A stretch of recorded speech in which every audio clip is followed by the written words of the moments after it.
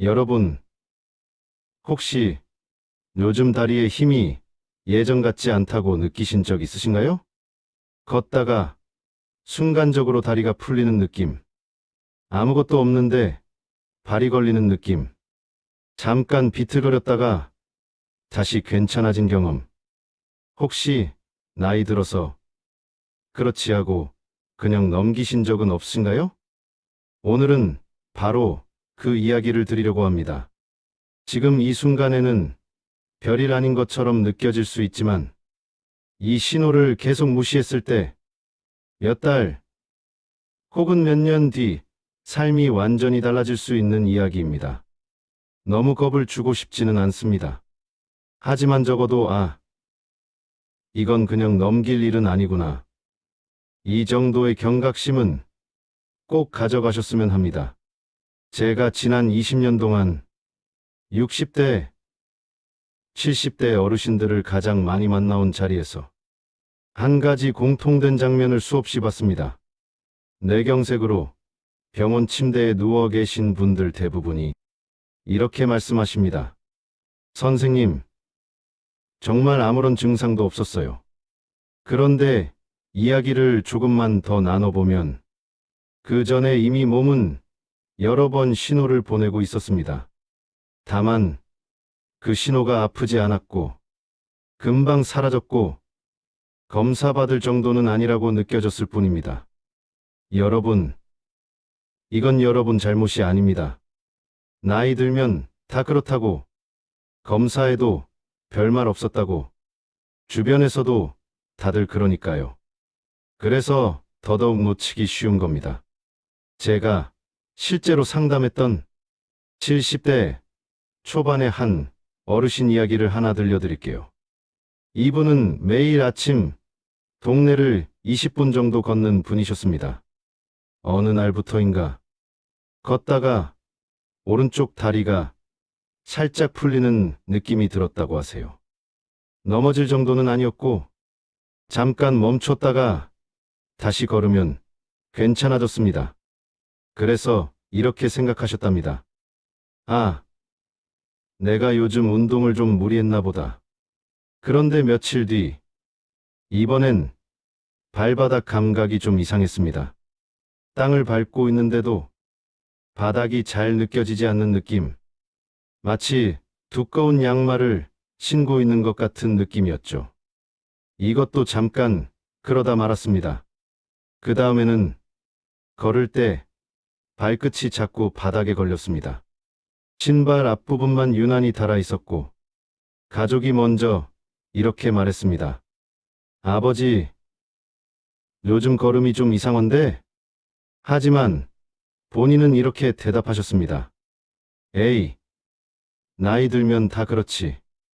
이분이 병원에 오신 건 계단을 내려오다가 중심을 잃고 벽을 짚은 뒤였습니다. 다행히 크게 다치지는 않았지만 그날 검사 결과는 분명했습니다. 뇌로 가는 혈관이 이미 많이 좁아져 있었고 언제 뇌경색이 와도 이상하지 않은 상태였습니다. 여러분, 이 어르신의 증상 중 아픈 건 단 하나도 없었습니다. 하지만 지금 돌이켜보면 몸은 아주 분명하게 9번이나 경고를 보내고 있었습니다. 왜 하필 다리일까요? 많은 분들이 이렇게 생각하십니다. 다리는 심장에서 멀어서 그런 거 아니에요? 그럴듯하게 들리지만 사실은 전혀 다른 이야기입니다. 다리는 혼자 움직이지 않습니다. 다리를 움직이라는 명령은 모두 뇌에서 내려옵니다. 마치 집에서 리모컨으로 TV를 켜듯이 뇌가 다리에게 움직여라라고 신호를 보내야 다리가 움직입니다. 그런데 그 신호가 중간에서 잠깐 끊기거나 약해지면 다리는 이렇게 반응합니다. 힘이 빠지고, 감각이 둔해지고, 걸음이 달라지고, 균형이 무너집니다. 이때 가장 무서운 점은 이 신호가 잠깐 나타났다가 사라진다는 것입니다. 그래서 괜찮아졌다고 느끼게 됩니다. 하지만 의학적으로 보면 이건 괜찮아진 게 아니라 위험, 신호가 왔다 갔다 하는 단계입니다. 이 단계를 지나면 신호가 다시 돌아오지 않는 순간이 올 수 있습니다. 그게 바로 뇌경색입니다. 여러분, 지금 이 이야기를 들으시면서 나도 비슷한 적 있었는데 이런 생각이 한 번이라도 드셨다면 그건 그냥 기분 탓이 아닐 수 있습니다. 다행인 건 이 단계에서는 막을 수 있다는 것입니다. 아주 대단한 치료가 아니라도 조금만 일찍 알아차리면 충분히 방향을 바꿀 수 있습니다. 오늘 이 영상은 이미 늦었다는 이야기가 아닙니다. 아직 기회가 있다는 이야기입니다. 지금 이 순간 여러분의 다리가 보내는 신호에 한 번만 더 귀를 기울여 주세요. 그리고 나이 탓이라는 말로 스스로를 설득하지 않으셨으면 합니다. 여러분 잘못이 아닙니다. 하지만 앞으로의 선택은 여러분의 몫입니다. 여러분, 아까 말씀드린 그 어르신 이야기 기억하시죠? 다리에 힘이 빠졌다가 괜찮아지고 감각이 이상했다가 다시 돌아오고 걸음이 조금 달라졌지만 대수롭지 않게 넘겼던 분 말입니다. 이분이 병원에서 가장 놀라워하셨던 말이 무엇이었는지 아십니까? 선생님, 다리 문제인 줄 알았는데 왜 내 이야기예요? 이 질문을 저는 정말 많이 받습니다. 그래서 오늘은 왜 이런 신호가 다리에서 먼저 나타나는지, 그리고 왜 검사를 해도 아직 괜찮다는 말을 듣게 되는지, 그 진짜 이유를 아주 쉽게 풀어서 말씀드리려고 합니다. 여러분의 몸을 하나의 집이라고 생각해 보겠습니다. 뇌는 집의 전기 분전함입니다. 전기가 잘 나가면 불도 켜지고 TV도 나오고 난방도 됩니다. 그런데 분전함에서 나가는 전선이 조금씩 낡거나 접촉이 불안해지면 어떻게 될까요? 불이 꺼졌다 켜졌다 합니다. 어떤 방은 멀쩡한데 어떤 방만 깜빡거립니다. 완전히 나가지도 않아서 잠깐 문제였나 보다 하고 넘기게 됩니다. 뇌경색 초기 단계가 딱 그렇습니다. 혈관이 한 번에 꽉 막히는 게 아니라 조금 막혔다가 풀리고 다시 막혔다가 풀립니다. 이때 뇌는 가장 멀고 예민한 부위부터 영향을 받습니다. 그게 바로 다리입니다. 그래서 얼굴은 멀쩡하고 말도 잘 나오고 팔도 괜찮은데 다리만 이상한 겁니다. 여러분, 이게 정말 중요한 포인트입니다.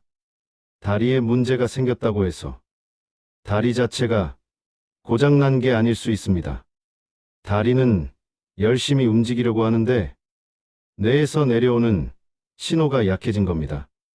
마치 전화통화 중에 목소리가 끊겼다 이어졌다 하는 것처럼요.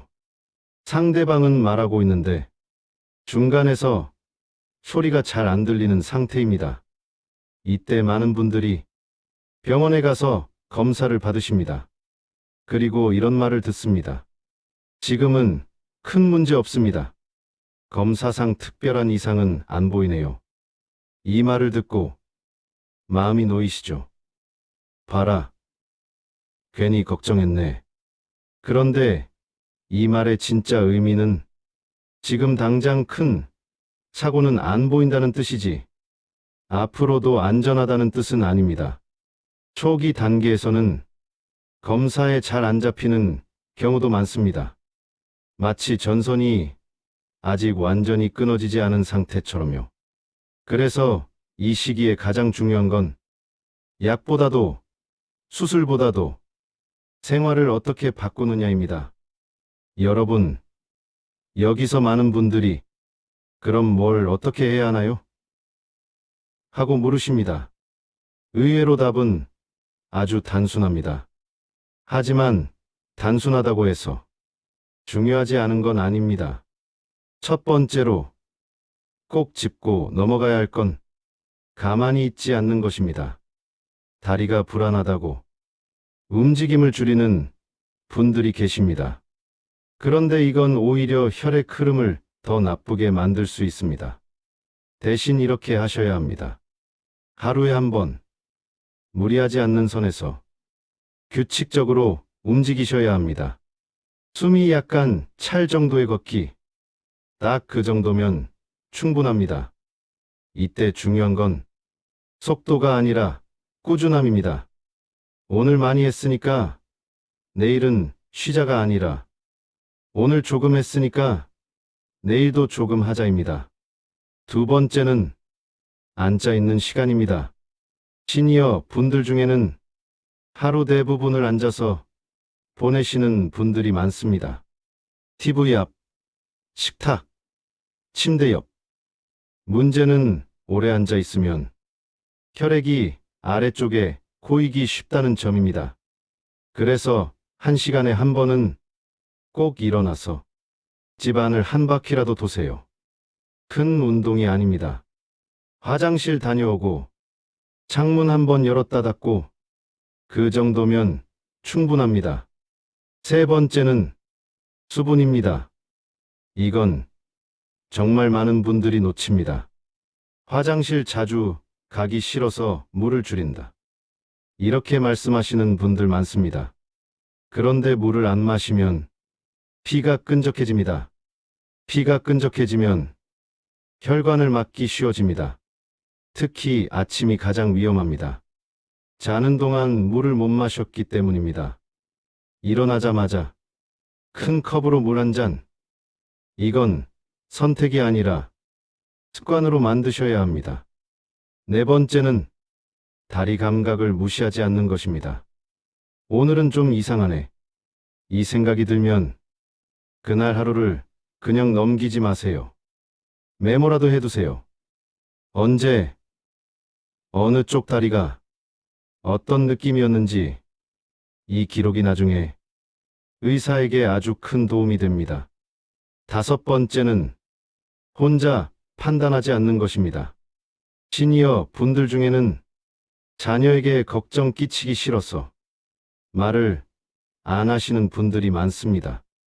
하지만 이런 신호는 혼자 감당할 문제가 아닙니다.